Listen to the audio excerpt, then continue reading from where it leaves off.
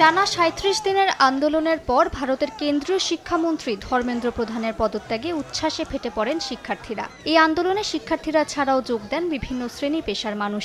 আন্দোলনকারীরা জানান ১২ বছরে এই প্রথম জনগণের চাপের মুখে বিজেপি সরকারের কোনো কেন্দ্রীয় মন্ত্রী পদত্যাগ করলেন। তাদের দাবি সরকার পরিবর্তনের নয় বরং জবাবদিহিতা নিশ্চিত করাই ছিল এই আন্দোলনের লক্ষ্য।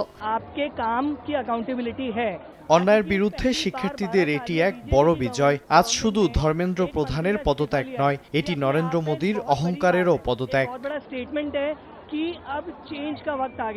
কেন্দ্রীয় শিক্ষামন্ত্রী ধর্মেন্দ্র প্রধানের পদত্যাগের পর আন্দোলন স্থগিত করেছে ককরোচ জনতা পার্টি সিজেপি। তবে সংগঠনটির নেতারা জানিয়েছেন আপাতত রাজনীতিতে যোগ দেওয়ার কোনো পরিকল্পনা নেই। তাদের লক্ষ্য সারা দেশে তৃণমূল পর্যায়ে যুবভিত্তিক গণ আন্দোলন গড়ে তোলা, যেন যে সরকারি ক্ষমতায় থাকুক না কেন তরুণদের দাবি উপেক্ষা করতে না পারে।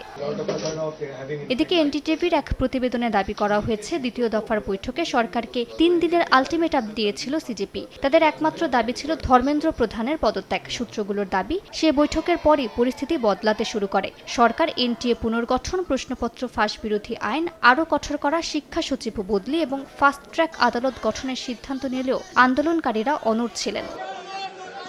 আন্দোলনের এই সাফল্যকে শিক্ষার্থীদের বিজয় হিসেবে আখ্যা দিয়েছেন বিরোধী দলীয় নেতা রাহুল গান্ধী। তিনি বলেন, এটি ভারতের শিক্ষা ব্যবস্থা পুনর্গঠনের প্রথম বড় পদক্ষেপ। একই সঙ্গে শিক্ষার্থীদের ওপর হামলায় জড়িতদের শাস্তি এবং প্রধানমন্ত্রী নরেন্দ্র মোদীর প্রকাশ্যে ক্ষমা চাওয়ার দাবি জানিয়েছেন তিনি।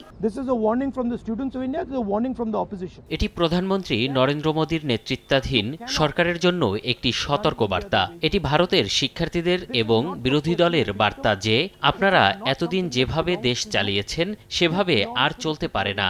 ভারত আপনাদের ব্যক্তিগত জমিদারি নয়, এটি আপনাদের সম্পত্তি নয়। এই দেশ ভারতের জনগণের, ভারতের সংবিধানের।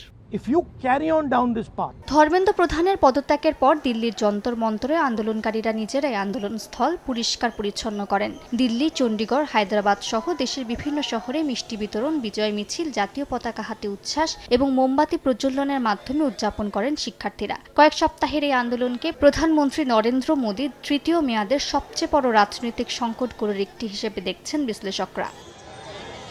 মালিহা সুহরওয়ার্দী, সময় সংবাদ।